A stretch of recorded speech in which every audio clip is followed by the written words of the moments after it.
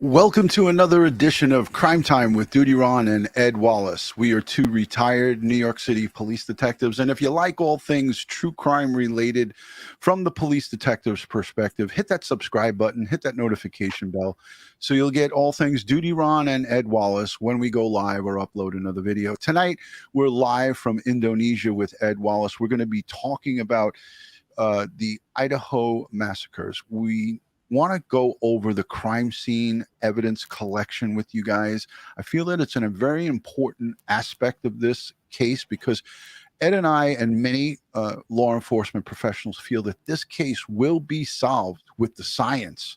So we want to bring that to you tonight. We missed Forensics Friday because of me. It was my fault. Ed was ready. He had everything ready to go, and I wasn't able to go live with you guys last night. Ed, how's it going over there? Everything cool? Everything copacetic? Everything's great here. It's Sunday morning, and you guys are in Saturday night, so I'm ahead of you. So Saturday night forensics correlates to Sunday morning forensics in Indonesian time. That's the way it's looking right now. Yes. Let's say thank you to the replay viewers, the Patreon supporters, the channel members, and all of the moderators and everyone coming in. Becca Ramirez is here, and Jury, thank you for becoming a new channel member. We appreciate that. Thank you, Jury. Molly King and everyone saying hello to you. There's a lot of excitement because Ed Wallace is in the building. He is our crime scene forensics expert. And tonight we're going to go over everything from the beginning, what Ed Wallace, in Ed Wallace's world and in a crime scene unit detective's world, how this scene would be processed. But before we get into it, I want to play a little piece from Live Now. One of Ed's he didn't work with him, but one of the colleagues from the crime scene unit joined Live Now. And I just want you guys to see, they're talking about evidence collection, and this will just set it up a little bit for you guys. And then when we come back, Ed will walk us through the crime scene, walk us through evidence collection and so forth. But he's also going to tell us a couple of things about how everything's going over where he is right now. So let's play this, and we'll get right back to you guys in a second. Coleman, Fox News. All right, Christina, thank you so much for that report. This is a story that so many people have been talking about, as there are just so many questions about the case. We know that no arrests have been made and no suspects still named. So I do want to bring in Joe Thompson. He is a retired NYPD crime scene detective there to kind of give his input on this situation, again, that so many people are talking about. Thank you so much for being here. Good morning, Josh. Thanks for having me. Of course. So your thoughts on this case overall? I'm sure that you have been following it very closely, like most people in the country. Well, yeah, this is a very complex case. I've handled numerous cases similar to this. These cases get, very deep. There's a lot to be done. The processing time on these scenes takes days to weeks sometimes. I feel for these investigators. It's a brutal scene to walk into. I know what it's like, and my heart goes out to the families of the victims here. This is a very terrible tragedy, unspeakable act of cowardness that nobody can explain as of yet. What are your thoughts on these different news conferences that have been held? We know that police have said it was a targeted attack. They said it was not a targeted attack, and kind of have gone back and forth. From your experience, how do you feel about the way that they are handling it? Well, in my opinion, it's bad business to be telling the public anything that you're not 100% sure of. The reason I say that is you don't want to tell people it's a targeted attack when you have a possible killer out there on the loose. You kind of lose the trust of the public when you do stuff like that. So, I would hope that they would kind of tighten it up a little bit and not release as much information. The public doesn't need to know about this. The main purpose right now is the main goal here is to find the killer. So the less they tell, the better off they're going to be, especially when we get down the line and go to court with this type of case. Anything that's revealed, could make a difference in the courtroom.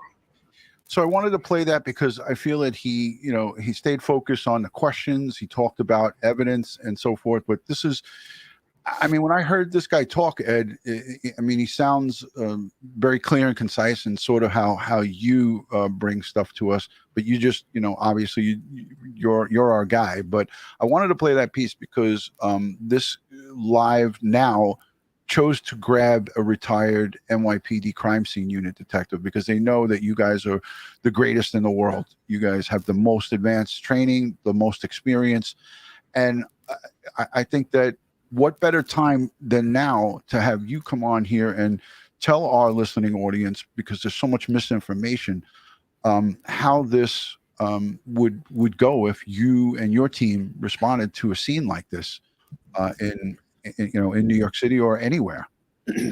Yeah, so we've had numerous quadruple homicides, even more. We had the Palm Sunday massacre. We've had numerous high-profile multiple murders, mass murder scenes in New York City. And yeah, he was spot on with what he was saying there.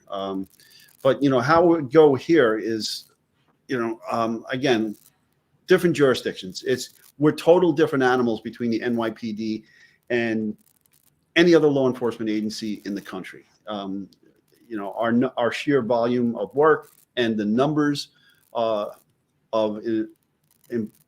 sworn police officers we have, and in my case, the sworn crime scene investigators, nobody else has these numbers. Okay, and unfortunately, I say it time and time again, with stuff like this, practice makes perfect. Okay, so you have large organization, a large number of assets, you have equipment and state-of-the-art equipment, state-of-the-art training, protocols and procedures in place, and you're well practiced. Okay. In addition, go out and get certifications for everything that we're doing in the forensic world, so that we stay on top of our game. In New York, that scene would be handled by 2 crime scene detectives. That's it. Wow. We wouldn't have another team in there typically. Now, that's not to say that you can't. You could assign one team to the third floor and one team to, okay, and that would be. There only be 2, Ed? I always hate to interrupt you, but people are asking in the chat, why would there only be 2 on a scene like this? Because they're in the same location, and it's typically, that's the way we do it in New York City. We have the lead crime scene detective, and that detective's assistant, their crime scene assistant, and that's how we work those scenes. Now, especially if it's in a small confined area, it's not spread out over a large area. I mean, because Right, but is that to help to protect the integrity of any evidence? Well, it's twofold. Especially back in the 90s, it's just we had so many crimes at the same time that in many cases you couldn't afford to have that, and it is to protect the integrity of the crime scene. I told you time and time again, too many cooks spoil the soup. Okay, if you had 4, 5, 6, 7, 8 people at that scene at one time, there's more of a chance to cause an alteration to the crime scene. There's more of a chance to have an accident occur and damage a critical piece of evidence. Okay, you want to limit the amount of people that are in the scene. You don't want to increase the numbers. You want to limit the numbers.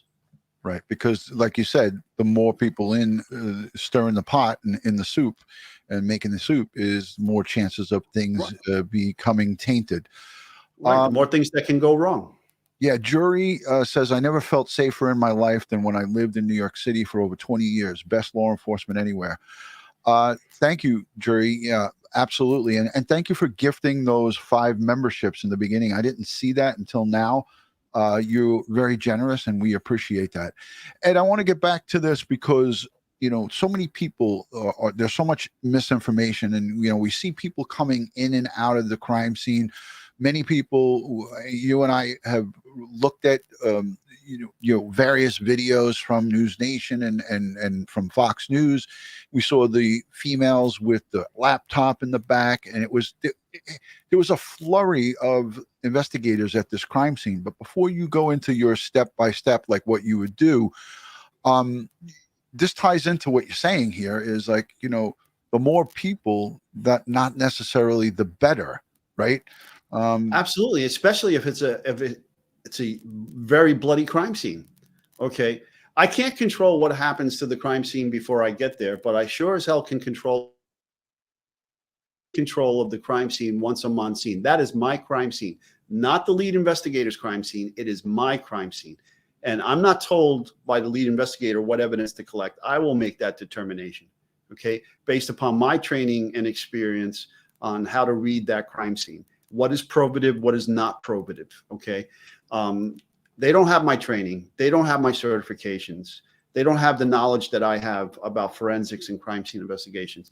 So, and I'm not going to let some, squad detective come up with a theory and then about how this occurred and then point me in collecting evidence that just supports his theory or their theory. I'm not going to do that. That doesn't happen. Okay.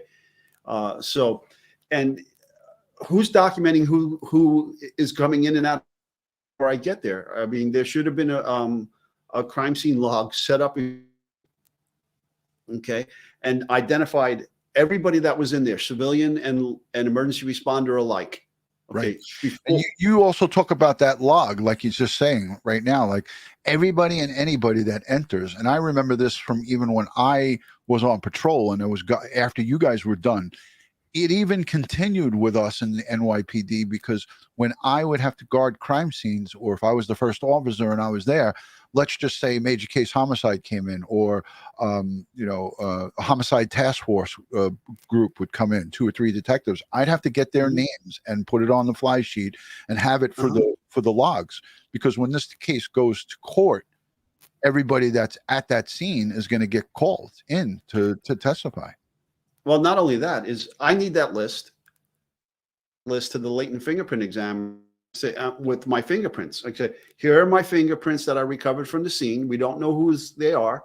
The first thing they do is eliminate all the law enforcement officers that are on that list that had made entry into the crime scene before I got there. Okay, so now they're going to go through all those law enforcement officers' fingerprints and compare them to the latents that I recovered. I've had it happen several I've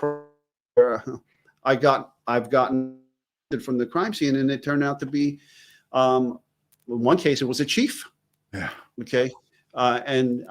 So, well, if we're taking suspect DNA samples from the crime scene, well, my DNA, my fingerprints get eliminated, plus anybody that's on that list. Right. Now, the people that are allowed to enter a crime scene in New York City are very limited in scope. Okay. And it's the first officer on the scene, EMS, if there's anybody that requires medical attention and life safety issues. Okay. The first supervisor on the scene, the assigned detective, the assigned district attorney. If there is a body on the scene, medical legal death investigator from the medical examiner's office, and then the crime scene team. That's it. Yeah. Nobody else is, if you look at our patrol guide, nobody else is supposed to be in the crime scene. All right. So if you're not one of those people that are by protocol and procedure allowed to be in there, then why are you there? Right. Why are you in there? What's your justification? Okay. Because the more people that keep going in and out of the part exchange principle, there is no exception. Responders and law enforcement.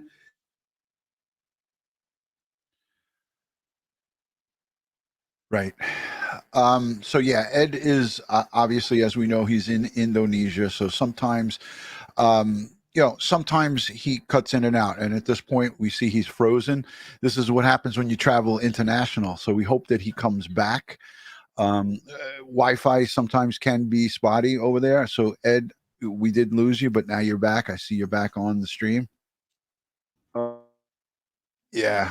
So where did I lose you? Well, you were talking about, the bloody crime scene. Right, bloody crime scenes and so forth. So very limited space around and so forth, there's a potential for responders to start stepping in blood and leaving bloody footwear impressions all over the place as they're, meandering around the crime scene. And Right. that's no good for anybody, because now I got to get the names of all these people, and then I got to document the bottom of their feet, their footwear impressions. I have to see, whose footwear is matching what, Right. and then eliminate the bloody crime scene. Yeah. So It makes so much more work in a situation where you can control it. And that's really, I think it circles back to what you were saying. You and your crime scene detective assistant should be the only two people that process the crime scene. But it's not done like that, as we can see from around the country. It's done in different fashions with different sets of people. We saw the Idaho State crime lab folks in there doing the processing, and there was there was quite a few of them. But we hope and pray that everything was done in the proper method and proper techniques and so forth that are in crime scene 101. But here again, Ed, I think it's invaluable for us to hear your steps of how this thing would go from the beginning to the closing. And we still have this crime scene with crime scene tape around it. right. This is 4 weeks now. Yeah, and some private guard is supposedly protecting the scene. But that said, let me just back up and how it would roll with us. Okay, so phone call from patrol and the squad that we got a quadruple homicide, bodies on scene. Okay, we try to get as much detail over the phone as possible from the initial callers asking for our response. Now we know that we grain of salt, because the initial information is not going to be as accurate as it will be later, because there's a lot of chaos in the initial stages of the crime scene. Okay, so we take that information down, write it down, and keep it in the back of our heads. Okay, knowing that by the time we get there, organization is going to at the scene, and more accurate information is going to be obtained by the squad detectives. Okay, so we get on scene. The first people I look for are the first officer, the first supervisor, and the assigned detective. And then I'm going to have a briefing with them. I'm going to basically, I'm going to interview them. I'm going to see that the first officer, okay, what was your dispatch call? What time did you get here? Who did you speak to? What did you see? What did you smell? Hopefully they didn't taste anything. But so anyhow, what did you do?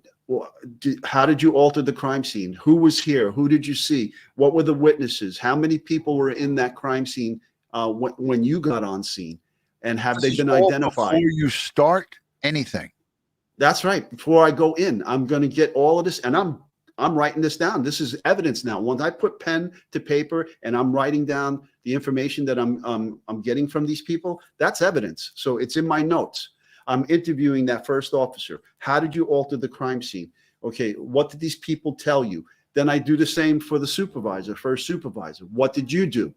How did you alter the crime scene? Now, you can alter a crime scene for life safety and evidence preservation, okay? And by putting up crime, that's considered an alteration to the crime scene, because the tape wasn't there before, when the crime occurred or at the time of the incident. It's there to protect the crime scene. So yeah, no problem. Just like, in New York New York City was notorious for cops running to a Greek diner and getting coffee cups and putting paper coffee cups over the top of ballistics evidence that was in the street to safeguard it, so that nobody would kick it and step on it or run it over with a vehicle or whatever the case may be before the crime scene unit got there. Okay, yeah, they altered the crime scene, but they altered it to alert everybody that underneath this coffee cup is a potential piece of evidence that they're trying to protect from being destroyed. So fine, I document all that. Same thing with the squad detectives. I interviewed.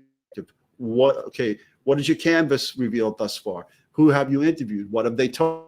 Okay, how? And then that first officer. How many people have been in and out of this crime scene? maintain that list. I need you, if you don't have it, I need you to go get it and get the names of all the civilians and all the law enforcement officers and the emergency responders such as EMS or fire department, whoever I got here. I need that list, and I need you to maintain that list while I'm here. And from this point on, nobody gets into the crime scene without my approval. Okay? If somebody comes and says they want to get in, you come to me first. You don't let them in. And then I'll determine if I will let them in. Okay? And so they maintain that. Now, once I've had this briefing, I tell them, my partner now, we're going to back suits, our booties, our gloves, our eye protection and mask and hood. And we're going to go in there and I'm going to take written notes of the condition of the crime scene and what I'm seeing. I'm going to correlate what you told me were the alterations to the crime scene to what I'm seeing. And my partner is going to start conducting a sketch, taking physical notes on the condition of the scene. And so that could take some time, but I'll tell them to stand by because after I'm done, I'm going to come out and have another briefing with them. Okay. And I'm going to, while I'm doing all of this, I'm taking my notes. I'm looking at what's called plain view evidence. That's evidence that can be seen with the naked eye without conducting a search. That's plain view evidence is what Ed just said. Plain view. Plain view evidence. All right. Because if I have to conduct a search, I have to document first. I have to photograph. Right. Okay. Before I start moving things, I can't touch a thing during the walkthrough. And the walkthrough is not the search. It's totally different. Search comes after the walkthrough. Okay. After the initial round of documentation of photography. Okay. So I'm doing all that. My partner's doing all that. And I got to be mindful if this, like I can tell you, there's been numerous bloody crime scenes that I've been to that I would need to have like little, what we call blood bridges to put down on the floor to keep me from walking through areas that are filled with blood without stepping in the blood. This is like walking areas that are elevated up off the floor where the blood is. That's correct. It's an alteration that you're going to put into that crime scene, in order to do the walkthrough. Otherwise, I'm going to be creating blood trails. Now, are there ways to get around that? Yes, there are boots over your suit that on the bottom of the boot say police, right, fire, or EMS. And then once you step in the blood and you start walking around, the impression that's going to leave behind in blood in non-bloody areas will say police, fire, EMS on the surface of the floor. But you really don't want to do that. You want to avoid that. That's a last scenario to have. It's less than ideal to have that. Right. Yes, yeah. Absolutely. And I wanted to ask you, because this is fascinating stuff. Is there any way that you would be able to go out and come back in? Because again, you're fuzzy, and I'm not sure why it is. Maybe it reconnected back to the hotel Wi-Fi, or are you on the puck? Hold on, let me check. Right. No, I'm on the puck. I'll back out and come back in. All right, but hold that thought. Let's continue from there. All right, so Ed's gonna do what he has to do to get himself tuned up. I want to play this little piece from Brian Entin. This is about the crime scene and the Idaho State Crime Scene Lab. So let's listen in while Ed comes back.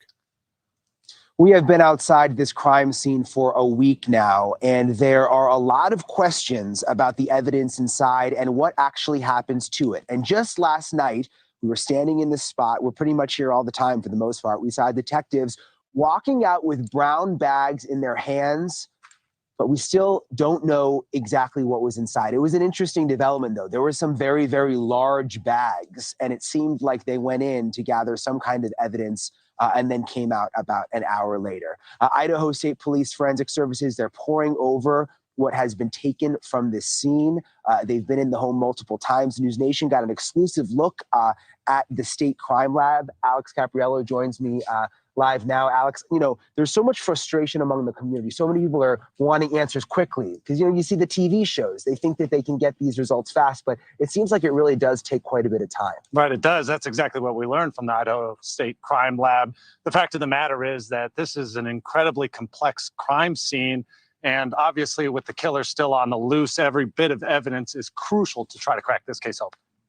So I'm going to stop it there because Ed is back. Kimberly, thank you for the $10 super chat. She says, you guys are the best. I fixed my debit card. Where's my membership thingy? LOL. I don't know about that because that's up to Google and YouTube. Christy Martin sends in a super chat and says, how would you class this as a premeditated or other? It's hard. I mean, that would just be speculation. But again, we'll get into that towards the end of the show. We'll get into some of the questions and answers. So I know a lot of good questions are on the screen, so hold them if you can till the end. Ed is back, and I think he looks perfect. What do you think, folks? Oh, yeah. Look at that, Ed. All right. All right. You know what I had to do is I had to power up with cop food. Oh, donuts. Ed is powering up his live stream with donuts. One of the cops' favorite, coffee and donuts. Excellent. Excellent. Yes. J-Code Donuts, folks. The best donuts in Indonesia. Nice. Better than Dunkin' Donuts, better than Krispy Kreme, or as I like to say, Krispy Crack. It looks good. And people were making comments if that was your pajamas on the bed behind you, you're getting ready for bed because it is almost 9:30 a.m. Wait a minute, he's up. No, he's up for the day. Yeah, no, that's my laundry. It just got delivered. My bed real quick and jumped on. All right, let's jump right back into this because I was just showing this little piece about the Idaho Crime Lab, and they were talking about the extensive amount of evidence that is taken and forensics and so forth, and how that they're going to go into talking about the process of that. But what you were on to was fascinating. It was just that people having a hard time seeing you. So I think it's better now. So I'll let you go and I'll put you on full screen. All right. So I do that walkthrough and my completes the sketch. Then we come out, we take our contaminated PPE off and throw it in the trash that we have typically right outside the crime scene. We have a big bag for trash. And I stage on the outside of the crime scene, not on the inside of the crime scene, okay? Now, if there's an area on the inside that is not associated with evidence, and we made that determination, we can potentially stage, and we create a clean work area outside of the contaminated crime scene areas. Now, I come out, discard the PPE, and now I have a second briefing with the first officer is the safeguarding officer as well. And if that, sometimes the first officer was not the assigned dispatched sector. It would be another sector who got there first. And then what typically happens is a sergeant will say, okay, you're not the assigned sector here, and put that sector back to patrol. And I would tell the sergeant, well, you know what? You need to bring them back because I need them here. I need to speak to them. Okay. And then they'll interview them, and that's before I go in if they weren't on scene, because that does happen. That now back to the second briefing. I come out and then I confirm what they told me about alterations. Yes, I noted these alterations. I see them. It's in my notes now. I understand why they're there. Then I said, okay, here's what I see, and then I lay it out for them. Okay. This is the evidence that I see presented in there, the plain view evidence. I haven't conducted a search yet, okay, because I haven't documented the scenes by means of photography yet. And that has to happen before the search. But here's the plain view evidence, okay? Here's the bloodstain evidence. This is what I'm seeing. This is the movements I'm seeing, okay? There was definitely some interactions, okay, here, and here between victims and suspect. I would lay it all out, what I'm seeing, and then I would tell them, okay, this is what I'm going to do in terms of dealing with the evidence that I saw. This is what I'm going to collect, and this is the manner that I'm going to collect it, and packaging. And I tell them all of this. Now, while I was in there with my partner doing the walkthrough and my partner was doing the sketch, the squad detective is typically doing a little more canvassing and interviewing people.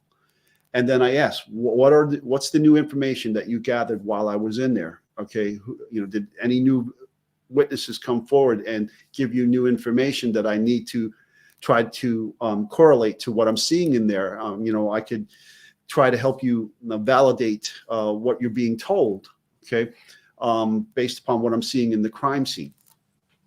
So I'm documenting that. Also, initially, folks, I want to determine what was the entry point. How did the suspect get into this crime scene?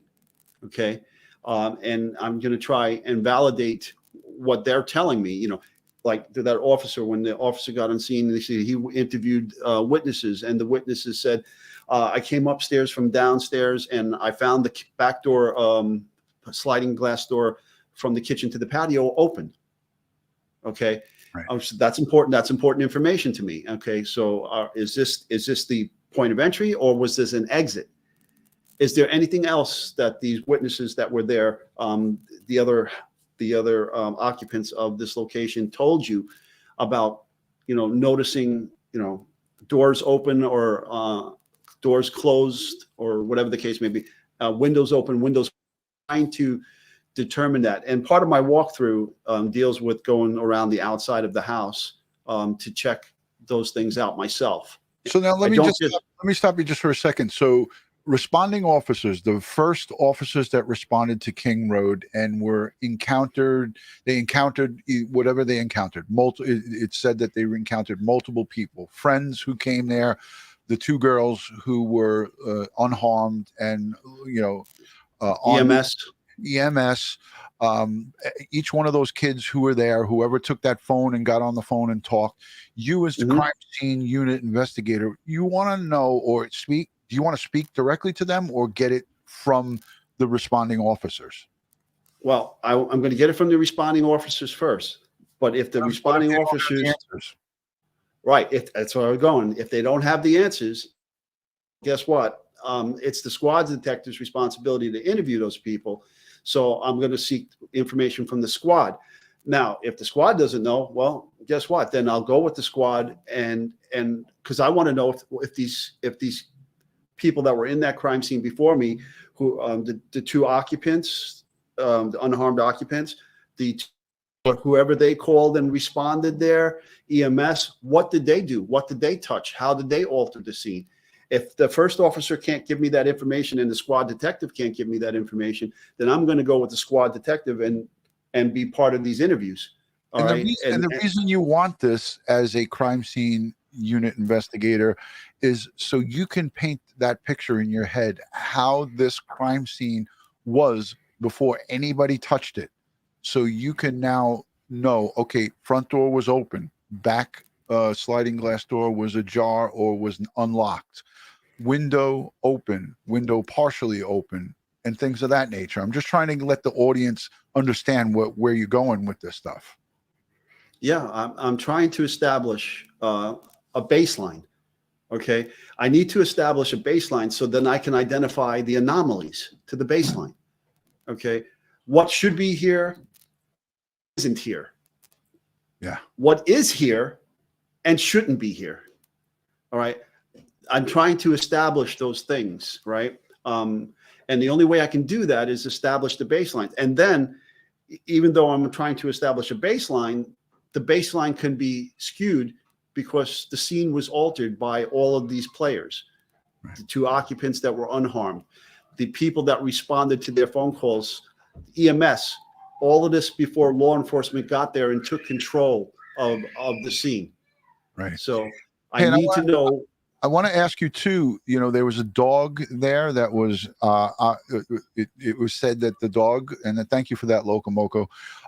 There was one of the girls had a dog, and the dog was supposedly or locked in another room where the crime didn't happen. So the dog was away from these murders as they happened, allegedly. Do you, as a crime scene investigator, want to actually see that dog, or would that be something that's out of that realm? Well, first of all, yes, I want to know about the pet. Okay. Second of all, who found the pet? Where was the pet found?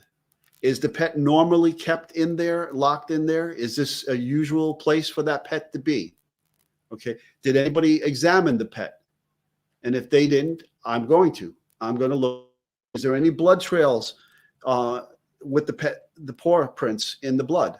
Do we have any of that? And I'm going to look at that. Now, I would, usually dogs shed unless it's one of those breeds that doesn't have fur and have hair. But even then, dogs will lose hair as well. And I'm going to have to, understand that I'm going to find this in the scene, which is not a bad thing, because guess what? If I find it in the scene, it's potentially on the bad guy too. He took it away from them when he left the scene. Right. Are crucial. And also, dog hairs contain DNA of the dog. So if we find it in a suspect's vehicle or in the suspect's clothing or in a suspect's house, now that suspect has to explain how the dog hair from that location is on them or in their vehicle or in their house.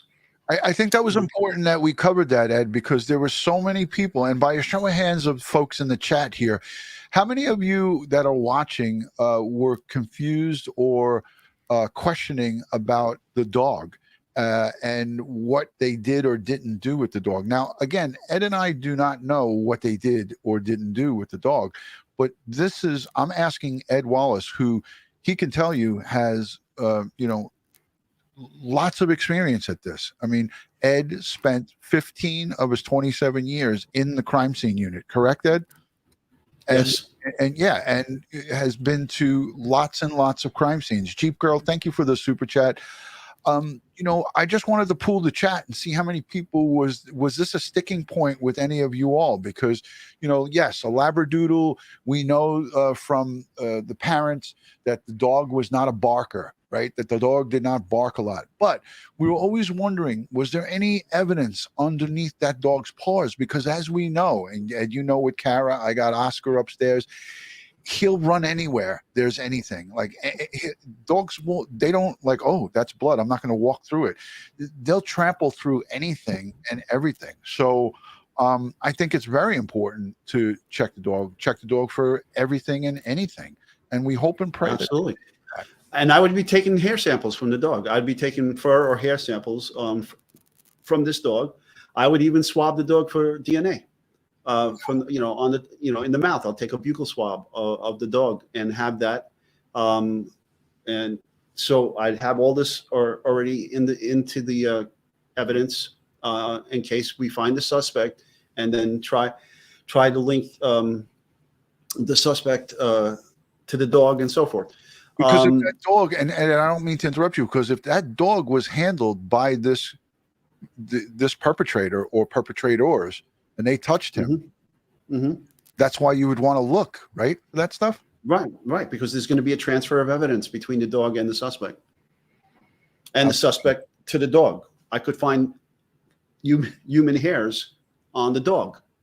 And then I would have to, okay, whose hair is this? And then compared to the victims that live in the house and the victims that lived and survived in the house, and any of the responding people that came afterwards, that would all have to be eliminated if I found possible human hairs and or fibers on the dog. Right. Absolutely. All right, Ed, let's move along. So from that point, where would you go? And listen, anybody that's joining in, Ed's credentials, they're long. Do you want to give just a quick overview of some of your experience, Ed? Over 15 years in the crime scene unit, over 27, close to 2,700, 2,800 crime scenes. I forgot the exact numbers, processed and investigated or assisted in. Numerous testimonies, hundreds of testimony in all levels of court, majority of which the judge had ruled me an expert in crime scene investigation, forensics, and other forensic subdivisions. Written several textbooks, co-authored several textbooks on crime scene investigations, developed national curriculums for forensic training for death investigation for the National Institute of Justice, Department of Justice, and was the forensic director of forensic training for the forensic science training program at the New York City Medical Examiner's Office for 6 years, where we won three million grants to train the nation's death investigators. Wow. And look, Ferris is also including and an architect. Yeah, so graduate of Pratt Institute School of Architecture and Engineering. That's correct. That said, now after that second briefing, I'm going to change the partner, and I'm going to photograph. Now I start my photography from an established point of entry. Okay, if I understand, or we have a high probability of what was the entry point, that's where I'm starting, and then I'm going to work my way. Now the crime scene, again, I read the crime scene during the walkthrough, and it's telling me things. It's telling me interactions. It's telling me movement, and it also tell me a sequence. What came first? What came second? What came third? Okay, and then that sequence that I discovered during that walkthrough in my photography, because my photos are going to tell a story of entry, movement, interaction between suspects and victims, okay, and then movement of suspect, further interactions with the additional victims. And I'm going to photograph in that manner to tell a story. And that story is going to be told to the prosecutor, a judge, and a jury, okay? And so that's how I long range photographs, medium range are evidence positioning shots. And those medium range will be without scales and numbers, and then with scales and numbers. And then close-ups of all the items of evidence, the plain view evidence, because I haven't done the search yet. Close-ups without scales and numbers and with scales and numbers, okay? And then I'll go through photography.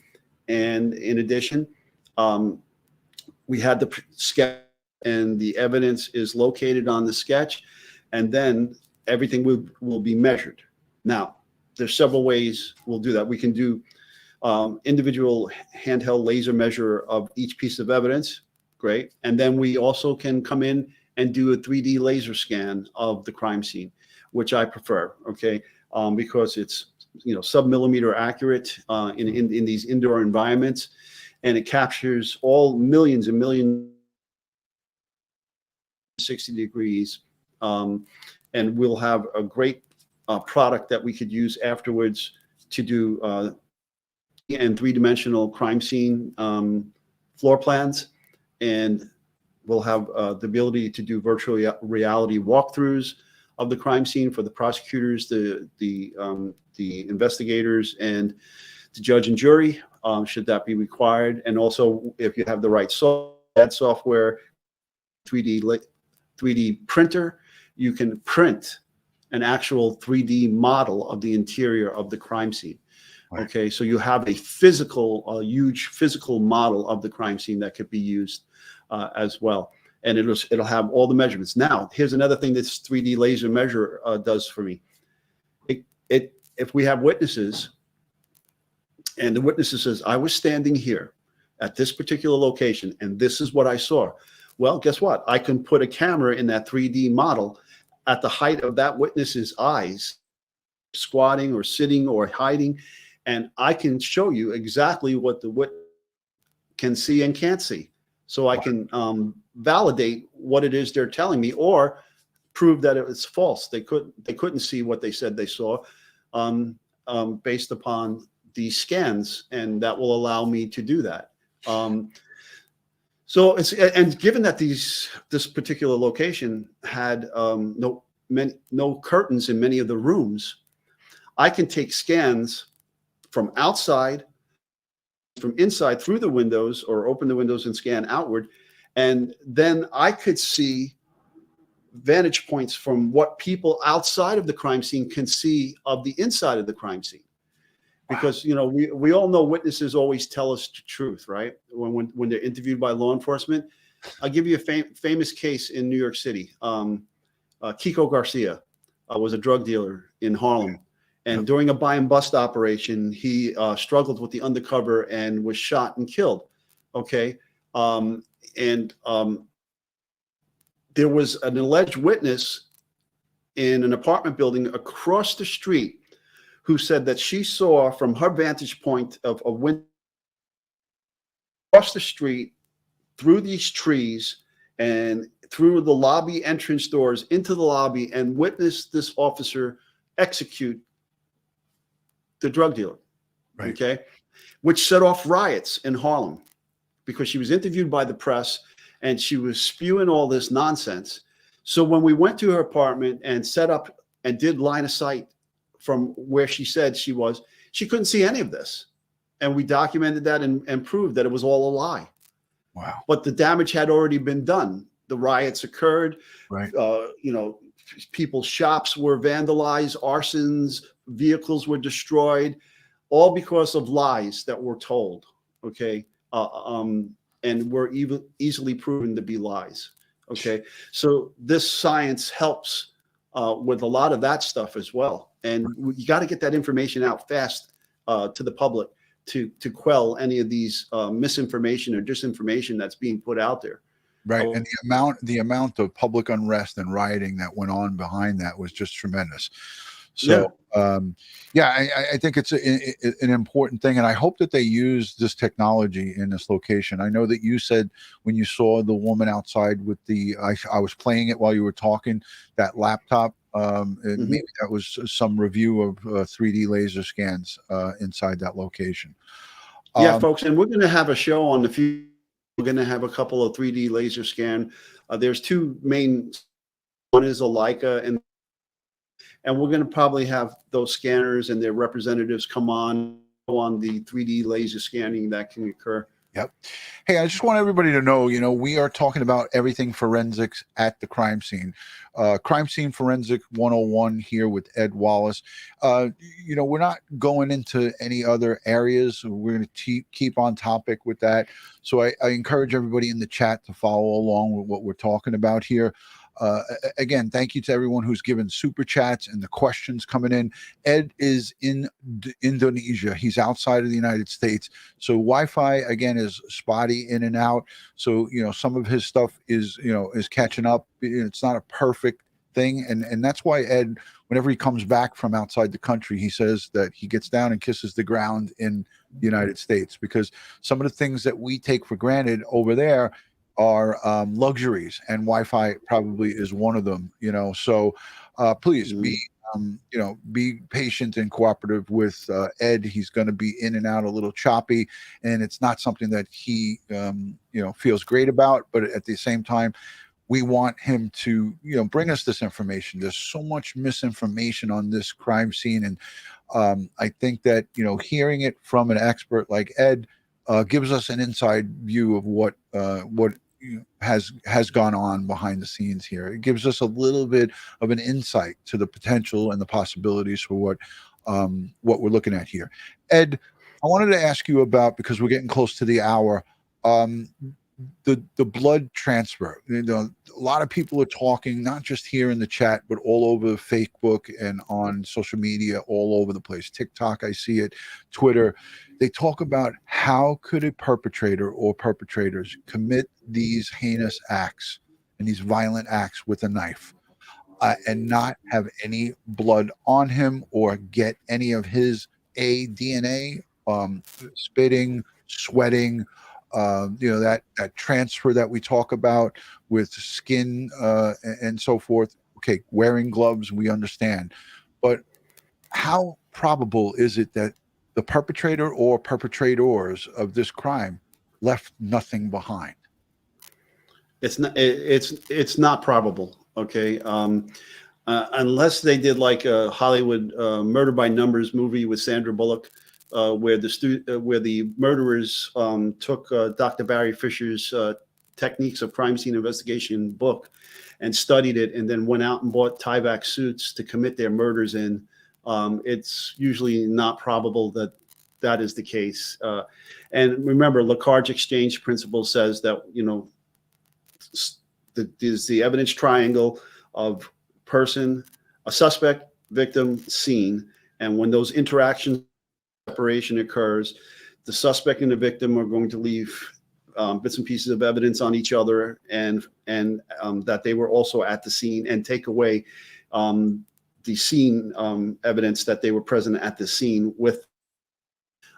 So it's not very likely. I've had, in my bloodstain pattern analysis training, I've had people suit up in Tyvac and create the radial blood spatters with blunt force instruments by, if you saw the show, how we you do blunt force trauma impact of bloody sponges on a pig's skull. And believe it or not, there was no blood found on the person wielding the blunt force trauma instrument after several, blunt force impacts to the skull of the pig's head. It does happen where they get nothing on them, but that's not to say they didn't leave their presence there. Okay, right. Their hairs there, their fingerprints, their saliva, skin cells, touch DNA is still occurring. So it's very unlikely that they did not leave their presence in that crime scene. Right. Okay, especially given the violence that is alleged to have occurred here. Okay, very unlikely. I think that was a very important question to ask, Ed, and that was a great response to it. Patricia Burns says, "This is amazing. I've learned more here in the last hour than all the time before now. You two are knocking it out of the park. Bravo." Thank you, Patricia Burns, and thank you to everybody who's here to learn about Crime Scene 101. And it's not just this case. This technique and these methods that Ed is describing here, that's what should be practiced across the board at every crime scene. This isn't just about this crime scene here in Idaho. It is every crime scene across America should be processed in this fashion. This isn't something that's varies from state to state. You should be processing crime scenes this way across the country. Ed, right. There needs to be a national standard. It really does need to be a national standard. Every scene, every time, every place. That's what really needs to occur. Okay, a national standard. Again, so if mutual aid agreements like, NYPD went down to New Orleans after Katrina to patrol the streets and help investigate crimes that were occurring during that time frame that we were down there. Well, I shouldn't have to pick up and go down there and then get retrained on the way New Orleans does something. Right. We should all be doing it the same way. Okay.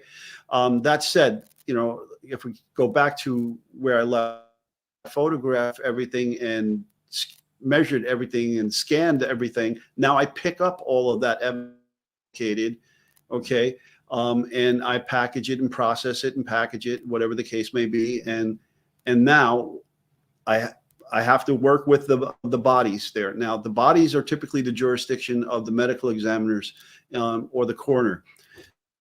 That body belongs by law to the New York City Medical Examiner's Office. So we will work the body together, the death investigator like Barbara Butcher and I, and that's what we did for many years is I'll photograph that body, she'll photograph that body. I will get permission from her to do hair and fiber searches of the body. I will not have the body touched or moved until I examine that body for hairs and fibers. And I'll do tape lifts of the victims in situ. They're lying there. I'm going to break out my tape lift and I'll tape lift the back of the body, the front of the body. It depends on how the body is lying there. Right. And then could we describe this tape lift? Because some people might be like, well, what is this mumbo jumbo he's talking about? Tape lift. That means taking basically some piece of tape and putting it over a set of human remains and lifting it. And lifting it for what? Okay, so I'm going to take 3-inch wide clear latent fingerprint tape. Okay, and I'm going to take that adhesive portion of the tape and pat it on all over the victim's body, all over the victim's clothes, from head to toe, back to front, left, right, side, every aspect of that victim. Going to lift fibers off that body because we're not removing the clothing. The clothing is going to go on that body to the medical examiner's office, and hairs and fibers are considered trace transfer evidence. Very transient. They can easily be lost or removed. And so I have to get to those because once that body goes into a body bag, okay, that body, blood is going to mix in there. Hairs and fibers are going to be all over the place. So I got to get to it before the body goes into a body bag and shipped off to the medical examiner's morgue. So I'm going to do that with the permission of the medical examiner, its death investigator. I would just say, Barbara, can I do this? And she would say yes, and I would do it. Then I'd bag the hands. I'm not going to collect any fingernail scrapings. That's the job of the medical examiners. But I'll bag those hands and seal those hands in paper bags and tape it to their wrists so the bags don't come off. So this way I'm preserving any evidence on hairs and fibers, skin cells, blood, scratch that may be underneath those nails. And then at the medical examiner's office, the pathologist will deal with any evidence that are found underneath the fingernails. So secure all of that before this body to a body bag where evidence can be lost. Now, if I find any fluids, body fluids of a sexual orientation or origin rather, on the body, I will ask the death investigator that before we put this body in a body bag. And normally I get permission to do that. And then same thing for, so if I find 90-degree blood drops on the top of the body or, on this body, that would suggest that something that was bleeding, dripping straight down, was on top of the body at one point. And that could be a suspect who was injured, dripping blood onto the body, 90-degree.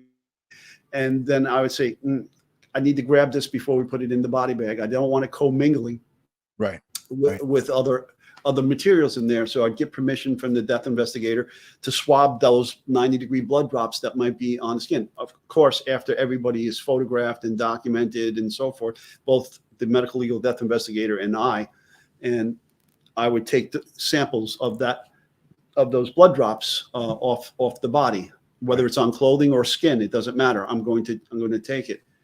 Yeah. Hey, I just wanted to take this question that came in. Ed, this stuff is fascinating. Most people do not even get a inside look to this stuff. The Mystery Maven Esquire, she sends in Jess a super chat and she says, "Thank you both for all of this information. Does Ed think it's probable / likely that these procedures were followed based on what he's observed in the photos and media shared with us?" Thank you, Jess, for that great question. Ed? Well, I can't speak for everything, but for what I did see through the windows captured by the media, that there were a lot of crime scene personnel in there, some in Tyvac, some not in Tyvac, which I didn't like. Everybody in there should have been in Tyvac.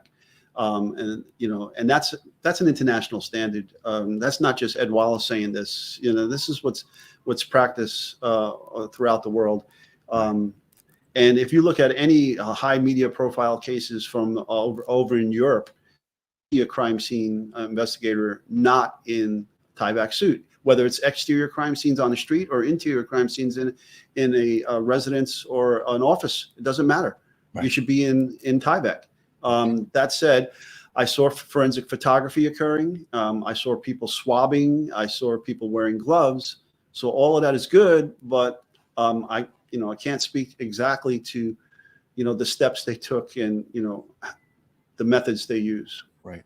Yeah. So from appearing from the outside looking in, it looks like they did do some of these steps and then some were not. But then again, Ed and I can both agree, and I think we all can agree, that the media was not there filming 24 hours a day, 7 days a week. They were filming and putting what they wanted to put out for their broadcast for us to see.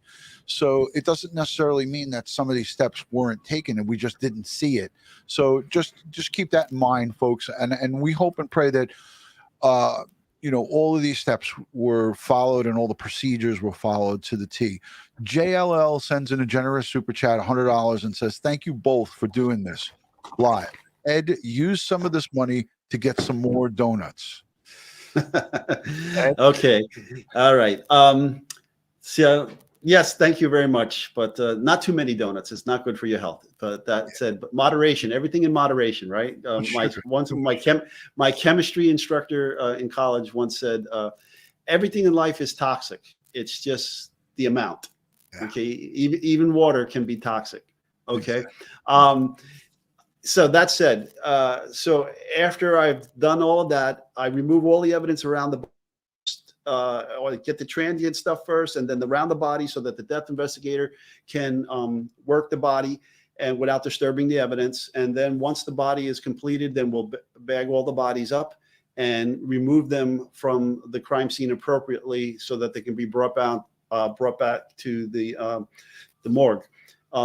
Then once the body is removed, and I picked up all the plain view evidence, now I'm going to do my thorough search of the scene, take more notes, do more sketching. Anytime evidence is uncovered, it's going to go through the same documentation process: note taking, measurement, photographs, long range, medium, close-ups, without and with scales and numbers. And then I'll process the newly discovered evidence, and I'll move on methodically through the room. Now, once I finish the first floor, in this case with two victims, I'm going to change my PPE before I go to the second floor, because I don't want to bring anything from the first floor on my PPE up to the second floor. So I'm going to swap out all my PPE and then proceed up to the second floor and go through the same process. So Ed, fresh PPE for each floor that you engage or process. Yes. Okay. All right. Mm-hmm. And that's also more of the cross contamination. I'm trying to get the audience to understand why you would do that. Yes, I don't want to cross contaminate the second floor crime scene with the third floor crime scene. Absolutely. All right. Mm-hmm. Great. Let's continue.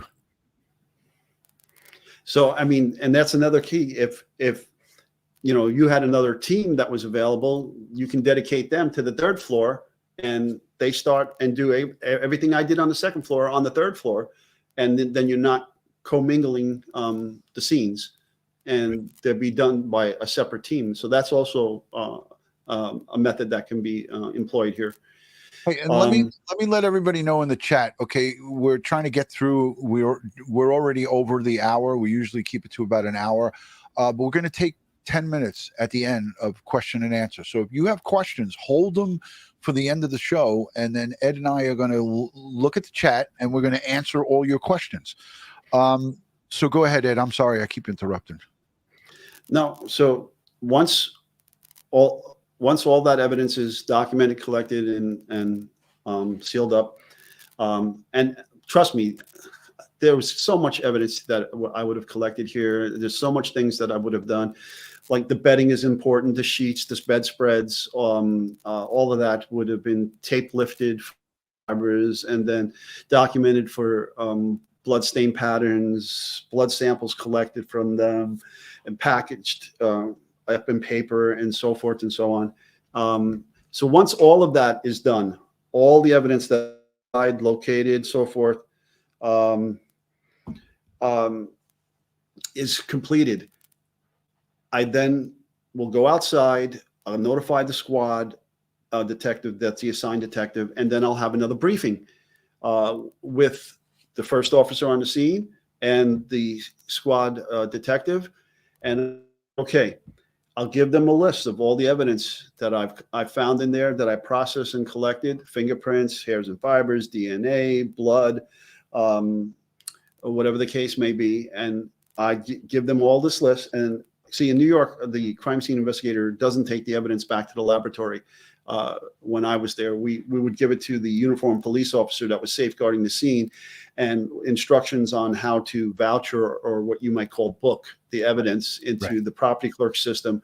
And then we give them the detailed vouchers for each items of evidence, and then they would do the vouchers and then deliver the evidence to the laboratory for intake. I've done that several hundred times over my time, because when I worked on patrol, and you and I spoke about this in 1991, we had 2,200 murders in the city of New York. 300 of them happened within the confines of the 7-3 and the 7-5 precinct. So yeah, we were doing that, booking in evidence, getting it, processing it, so forth. Alicia B made a great analogy. She said, changing PPE is just like a nurse when she goes from patient to patient. And the reason we did. Go ahead, Ed. Ed? And you said the reason you did what? Okay. Okay. The reason we don't take the evidence back to the laboratory ourselves is to free us up to go to the next crime scene. So you're not out of service doing that. Did you lose me, Ron? Or no, I got you. I got you good. Did you lose me? Right. Yeah. You were breaking up as well. So do you need me to back out and come back in? Yeah, back out and come back in one more time because we're going to get ready to close up in a few. All right, so we took Ed off the screen. Alicia, that was a great analogy. Changing PPE at the crime scenes like going between patients in a hospital. Absolutely, 100%. You guys are all catching on to this. Again, Ed is in Indonesia, so it is not easy for him because he's working with Wi-Fi that isn't over the top notch. As you could see, we're having some it's kind of pixelated and so forth, and then it looks like he comes back on and looks good. So Ed is, I'm trying to get him back, but he's frozen. So let's see what we can do about this. All right, hold on. All right. So while he's doing that, I'm going to play this. This shows the K-bar knife because we're going to talk when he comes back. We're going to start talking about knives. So let's play this little piece about the K-bar knife. This was, this is from in the past. But I want you to guys take a look at this knife, and I'm going to talk to Ed about knife wounds on these subjects and what crime scene investigators, make of that. With a knife like this one. It's called a Rambo knife. It's got a 7-inch long blade. You can see this one. It's brutally murdered with a knife like this one.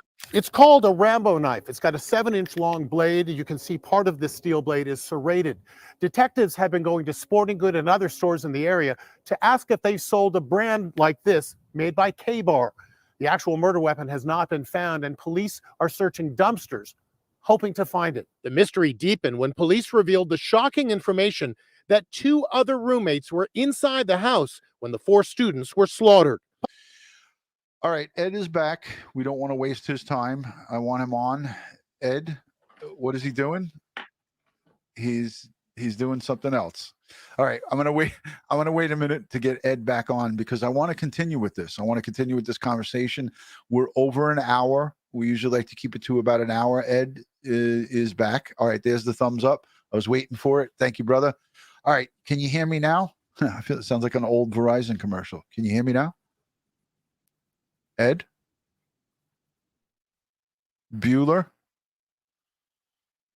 Oh, hell no. All right. Ed's having a little bit of trouble. So we may have to due to technical difficulties, if he can't get it, if he can't get a better signal, we may have to get him. Maybe we can get him on just by audio. Ed, are you there? Wallace? I'm here. Okay. Well, we're here. Can you hear me? I'm here. Okay. All right. I'm here. Yeah, I can hear you. Okay. So Josh is like, oh, maybe just try audio only. Do you want to try doing just audio only?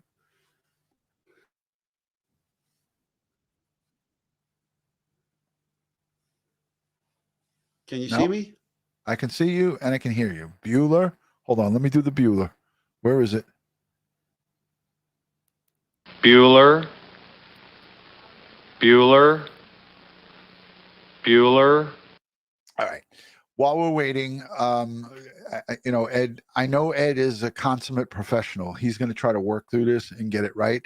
But if he's listening, maybe just audio only, we can just complete. I wanted to talk about the knife. and so forth. I thought that would be a good way to end this live stream. So I did want to talk to him about what he thought or what he felt. Ed, if you can hear me real time, then give me the thumbs up. If it's not on a delay, it seems like he's getting a delay, and I don't know why that is. So let me see if he's there. Nope. You know what? Listen, I think we did pretty good up until now, but he definitely is having trouble. It's not even just the bad weather. I feel like the hotel has kind of spotty Wi-Fi, and we established that right from the get-go. But he has a pocket, like a pocket Wi-Fi cube, and he's using that. But it's none of this stuff is foolproof. None of this stuff is foolproof. He wants to go and eat his donuts, says Karen. Listen, let me know in the chat here if you really enjoy this type of information. And listen, with all of these cases, it's so important that we get a good grasp on what's happening from the forensic side, because this case, especially, these 4 murders are going to be solved through the science. I feel so confident in that. Ed is looking 100% right now. It looks like he's like $1 million. Look at him. He's even adding himself to the show. Ed, what's going on? I hardlined in, so maybe this is a better Cat 5 connection. All right. It looks perfect. By a show of hands in the chat, how does it look? Ed, I think it looks great. All right. So I wanted to talk to you about these knife wounds. They talked about multiple stab wounds, and they talked also about Kaylee having more significant wounds than the other 3 victims. How important is that to the crime scene unit investigators, and how important is that going forward if and when an arrest is made here? Well, it's going to be important once they identify if there's any previous connection with the suspect and this victim, and if there was some kind of dispute or prior, or something that would lead to rage or anger. But in terms of the knife itself, the physical appearance of the wounds, that would be something that the medical examiners, pathologists, and possibly a forensic anthropologist would be able to look at the knife and say that the knife, the damage they're seeing here to the victim. Right. And did you see this little piece that I played from quickly? It showed that K-bar knife. I don't know how much. Yes, I did see it. Yeah, but they showed the one with the serrated blade, and that depends on which K-bar the suspect used. And then there you see the hilt at the end by the attachment of the blade to the handle, which precludes the blade from allowing the hand to slip forward and cut themselves should that blade stop suddenly on impact. So it's a very sharp knife. I mean, it's a sharp and it's a tough knife, because they say that it goes all the way through this handle where this guy's hand is holding on. Yeah. The actual metal piece goes into that handle, and it goes all the way straight through. And if you look at the butt of the knife, you could see where that rectangular metal portion that's wrapped with the leather comes through. I own 2 of these knives, one with the serrated bottom, and that said, if you want me to wrap up the crime scene, as I said, I after I finish, and then I have a briefing with the first officer, safeguarding officer, and the detective, and I tell them exactly what I did, and then I ask the detective, "Do you have any new information? Do you have any new information that you need to depart to me? Go back in and check what you're telling me, or go back in and look for additional evidence." And once everybody is satisfied that all the evidence was collected based upon what their investigation has led up to that at that point, then I'm going to depart the crime scene. Now, if in this case, it seems like things happened over a period of weeks, where new information was developed upon autopsy or upon interview or upon evidence discovery, whether it was digital forensic evidence or electronic or whatever the case may be, that required people to keep going back to the crime scene and keep going back to the crime scene and collecting additional evidence. We try to avoid that as much as possible, but, you know, again, it's jurisdiction based. You know, we have a lot of detectives we can throw at a problem. They only have a total of 30 something police officers in total. Yeah. Right. So it's not going to get the same attention. Right. Now, let's see this. Ed, can it affect the investigation that Ellie removed items from the scene, or will it matter since it's been so long? So she's referring to what we talked about today, when the police chief went back with the U-Haul and removed the items from the apartment. I think on Thursday it was. Thursday or Friday, you know, my memory is, I think it was Thursday. She's talking about the personal effects that they removed in the boxes and so forth. Can that appear to me that the police chief and the investigators at that time determined that you know, all the probative evidence had been removed, and so that it was safe to do this personal property retrieval and get it out of there. Otherwise, they shouldn't have done it. If that wasn't the case. Okay. Now, having said that, it's not you can hold the crime scene down just for this purpose. If new information's come forward, and then it requires a new look at the crime scene. Right. Ed, would stairwells and egress points be considered a separate area requiring a change in PPE? That's your transition area, definitely, especially if there's bloody evidence that are transitioning from the second floor to the third floor or the third floor to the second floor. You would want to consider changing PPE in those areas. You know, if you're collecting evidence on a staircase, whether you're ascending or descending, you want to transition your PPE as well.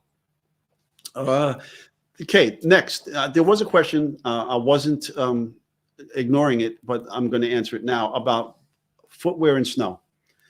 Yes, what we do is first we document its location, we measure it, put it in the sketch, we'll photograph it, we'll set the camera on a tripod, and we'll photograph it with using oblique lighting techniques, taking the flash off the camera, and then oblique light from the left side, the right side, the toe to foot, heel to toe, and then would take what's called a snow wax, and it's a spray can. We'll spray the snow wax gently, let it float in the air and land into the footwear impression in the snow, and that snow wax will harden around the features of the footwear impression. Then once that's done, we'll do dental stone casting, or like we call it. We use several types, but the one I like is Blue Rock, that we use the dentists use to make impressions of your teeth. And we'll mix the water with the dent stone and pour the pancake batter thickness substance into the footwear impression carefully, and it will cure and harden, and we'll have a casting of the footprint in the snow. Wow. Fascinating stuff. And I see even Josh, our producer, is saying like, wow, these are things that people have never heard that gets put into play here in crime scenes. I want to go to some of the people in the chat because everyone's waited patiently. And listen, if you're not yet subscribed, please consider subscribing to Crime Time with DutyRon and Ed Wallace. We are two retired New York City police detectives. So if you like everything from the police detective's perspective, consider hitting the subscribe button. We do not do any kind of rumors, speculation, and things of that nature. We give it to you from the educational side. And I hope that you guys will consider subscribing and following us on all social media platforms. One word, DutyRon, Instagram, Facebook, Twitter, TikTok, and all of that great stuff. And what we do on those social media platforms is we upload small clips of our educational broadcasts. So if you're interested in that, follow us there. You can also send us DMs on those platforms. Ed is always ready, willing, and able to answer questions he scans the chat and the comments more than I even do. And I'll tell you, he looks at the questions, and he will tell me, hey, Ron, did you see this question? Or hey, did you see this? So Ed is paying attention. So if you want to continue the conversation, leave us good questions down below in the comment section. We will get to them. And it's always great to do that. Let's look for some questions. Pierre, thank you for becoming a channel member. Thank you to Wild Cherry for the super sticker. Thank you for all of the super chats and all the stuff. Here's one from KCL. Ed, did I take one out that you were putting up? Shit. No. Would the blood still be there? Do you think that they've cleaned it up yet? And that's a good question. 4 weeks right now tonight is 4 weeks between 3 and 4 a.m. tonight. Their time is going to be 4 weeks that this crime has been committed. Do you think the blood is still there, Ed? And do you think they've cleaned it up? Good question. Well, first of all, law enforcement wouldn't be cleaning it up, nor would any other emergency responders. It would be a contracted hazmat cleanup crew, low bid, hired by the public health department, crime scene. Or so he said you cut out. Ed said by the health department within the county there or within that jurisdiction, Ed? Yeah, typically it would be the health department, or it would be the owner of the property going through making an insurance claim. Right. To have the would have to be a licensed hazmat cleanup crew. And I would imagine the owner of the property through the Idaho property management that runs that rental, they would, get billed, and then the owner would ultimately get billed for it. Yeah. Gordon Jackson sent in a $10 super chat, and she's got a good question. Can a physical profile of a perp be developed based on forensic analysis, blood spatter, etc.? Thank you for that. There is a possibility based on, like, if you had footwear impression evidence in blood, so you can get a size and width of the shoe, and that could potentially help you with a forensic anthropologist about the size and weight of the individual. Right. In addition, if you do find the blood of a suspect, it's not just the genetic markers that you can get information from. You can get eye color, hair color. You can get race. You can get a number of different information from genetic profile from suspect's blood. Yeah, fascinating, Ed. Here's one from Japanda. I'm not sure if I'm saying that right. I'm probably botching it. Please don't hurt the messenger. Where do you think the most DNA from the killer would be in the crime scene? ? Speculation. Well, I would think it would be at the locations of the stabbings. I would definitely look at the bedding very closely. I would look at the walls to see if the walls were touched in any fashion. I would definitely look to see if what the defensive type injuries were to the victims, and those areas would have a great deal of transfer. There you have it, straight from Ed Wallace. Let's look. Folks are talking about under the fingernails, and you mentioned in this live stream that the medical examiner's office takes those nail clippings for crime scene forensic specialists. Do not do that on the scene. That's done back in the medical examiner's examining room. Correct, Ed? That's correct. Right. And those will yield, if, like we talked about, and the news covered, that there was some of the victims or multiple victims with defensive wounds. And we hope and pray, just like in the Karina Vetrano case, that was the jogger in Queens, she was attacked and brutally beaten and raped by her attacker, and she was murdered. She fought back and she scratched the perpetrator, and I think she even bit him on his hand, and he had to go and seek medical attention because he needed like some type of, I think, a tetanus shot or something. His hand got infected, and he went to Brookdale Hospital, and then the detectives wound up going to the house, and he agreed to give DNA, and they matched that DNA under her fingernails to that perpetrator. So that was a great case, and I'm sure that your crime scene unit, your team, or somebody from the crime scene unit obviously responded to that homicide out there in Queens, and that was a great case that was solved through DNA underneath her fingernails because she fought with her attacker. Let's see, any other questions? Ed, I wanted to address there was the central air, the HVAC people who came out to that crime scene just a couple of days ago, and we saw our good buddy Mike King on I'm not sure which news he was on. I don't know if it was News Nation, so forgive me if I got that wrong, Mike. We love you. But we talked about the HVAC company coming out there, and there was speculation about they needed the heating to be on. It was too cold inside there. They were looking for fibers and clues in the filtering system. What's your thoughts on the HVAC guys coming out there to the crime scene some 3.5 weeks later, Ed? It's going to be similar to who were those 5 guys? I don't know. Yeah. I don't know why they're out there. I mean, it'd be pure speculation on my part. But if they're reaching that to get into a filter, now typically the filter on these systems are at the site of the heating element, the furnace. In this case, it's an electric heat pump. Okay. Right. Yeah, they have a return and a supply events. I got to wonder too, because it doesn't appear that not a dual heat pump with an air conditioning unit, because I saw a window air conditioning unit.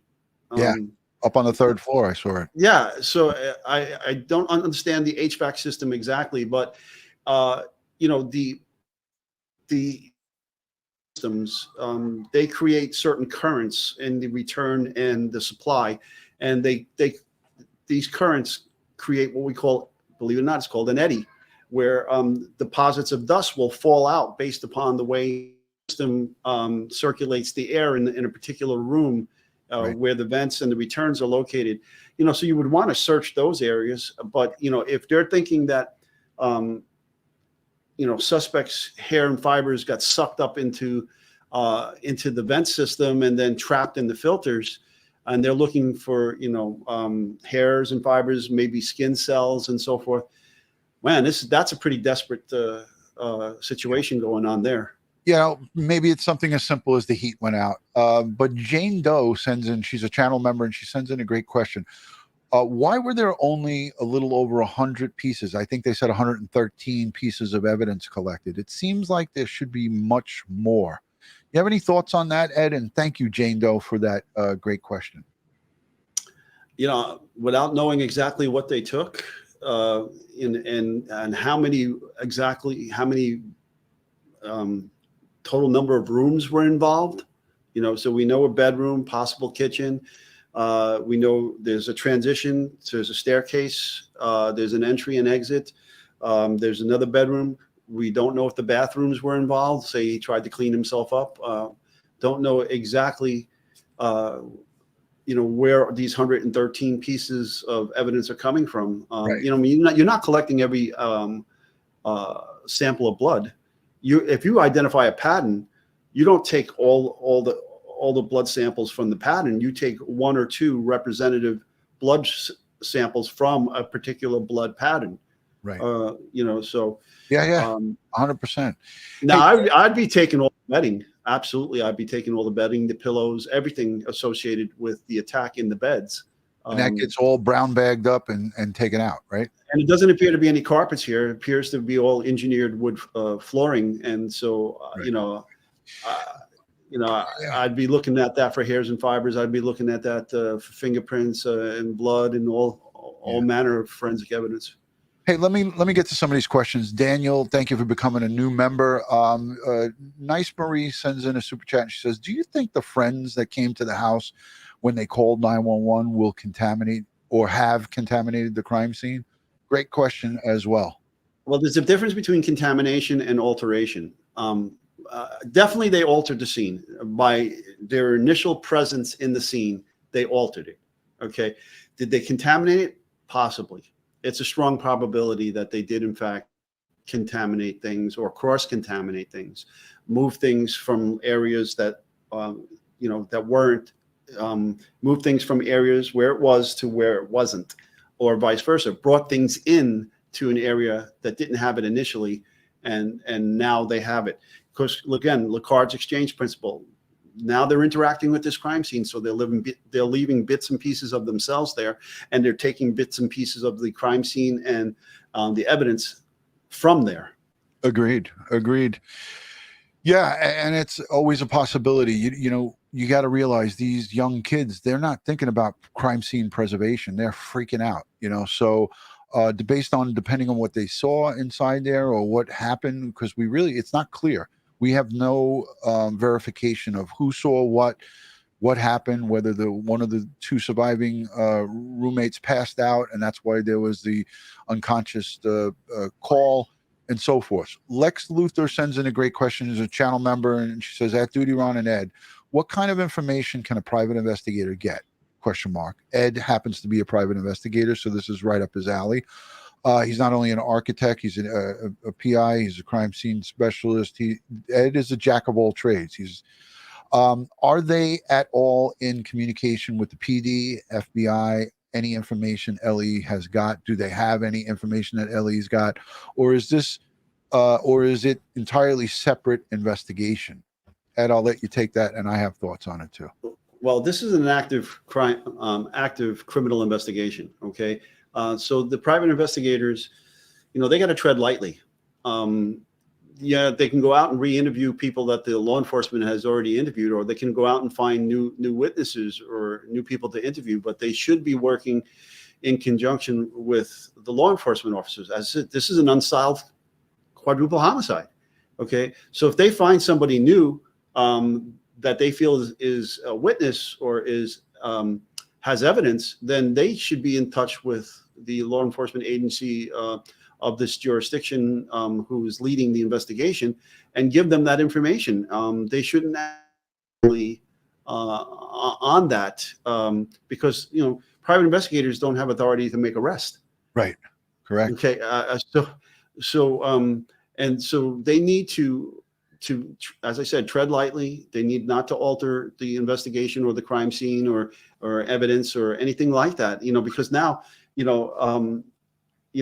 typically what I've seen with private investigators is like a defense team normally hires a private investigator to go out and re-interview people that the law enforcement have interviewed, or go out and find new witnesses or in an effort to bolster the case or the defense case, right. Not necessarily the criminal prosecution case.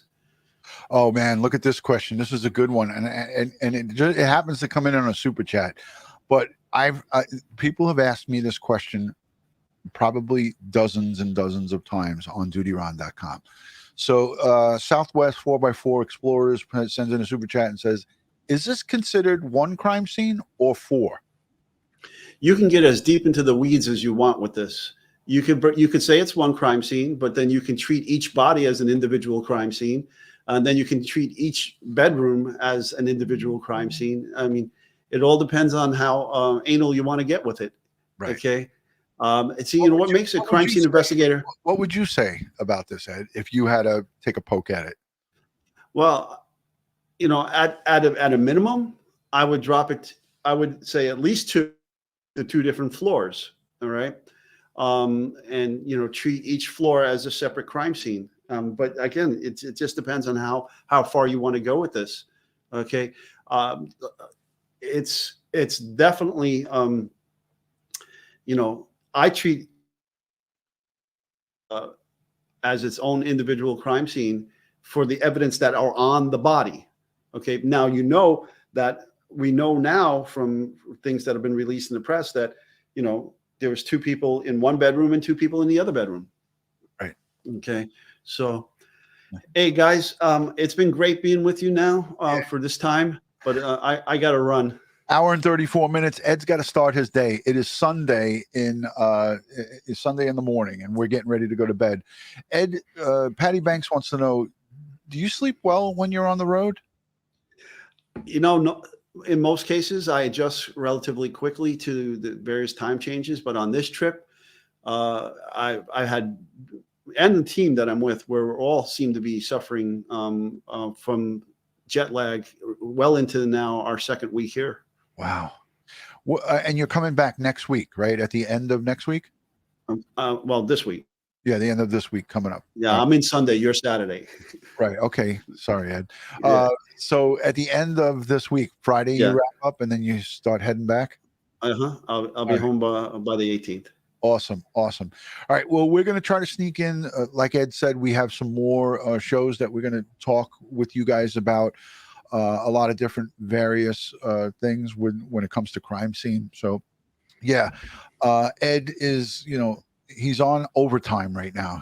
We promised an hour, but this thing went an hour and 35 minutes. So, thank you everybody for tuning in. I hope each and every one of you consider hitting the thumbs up, subscribing to this great community where, you can get your questions answered. Leave them down below in the comment section. We're always willing, ready, and able to answer these questions.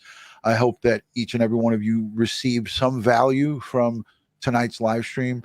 Ed took us on a deep dive into a lot of different areas. We didn't cover everything. We might have to do it in a second part when Ed gets back. So thank you, Ed, for giving us your time. We appreciate you. And, it's just such a treat to hear all of the ins and outs of crime scene investigation. It's just a fascinating thing. So, Ed, anything for the troops before we go?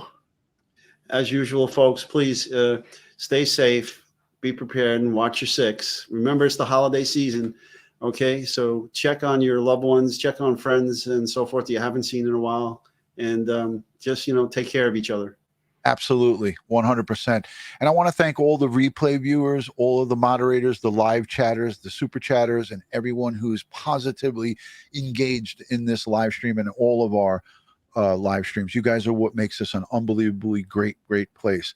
And again, as I like to end all of these live streams, God bless the world, God bless the United States of America, and God bless each and every one of us here in the chat, but especially these 4 victims and their families, their friends, the community, the police, the investigators, and everybody involved in this horrific, heinous crime. We send them strength, prayers, and positive vibes. And don't forget, watch the outro, because we just added the beautiful Kara into the security team. And Ed's highlighting questions. I got to take that off, and that's going to pause me just for a second. Thank you, Ed. I'll talk to you soon. I just wanted to say, because I saw that name, and it just reminded me of this.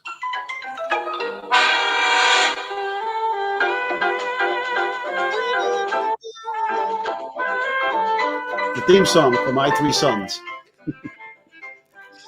Well, thank you for highlighting that, and thank you for giving us a little bit of a laugh on the way out. Ed, your humor is always appreciated, and sometimes it's underappreciated by me because I'm trying to stick to the business here. Okay. I'm giving you the business. That's what I'm doing. You are the best. Oh, hell no. Hold on. One more. No. Good night, everybody. I thought you were going with pardon my French. But you're pardon my French, but you Pardon my French, but you're pardon my French, but you're an asshole. Thank you, Cam. Okay. Good night, everybody. Let's take it Take out care. with security detail. Take care, guys.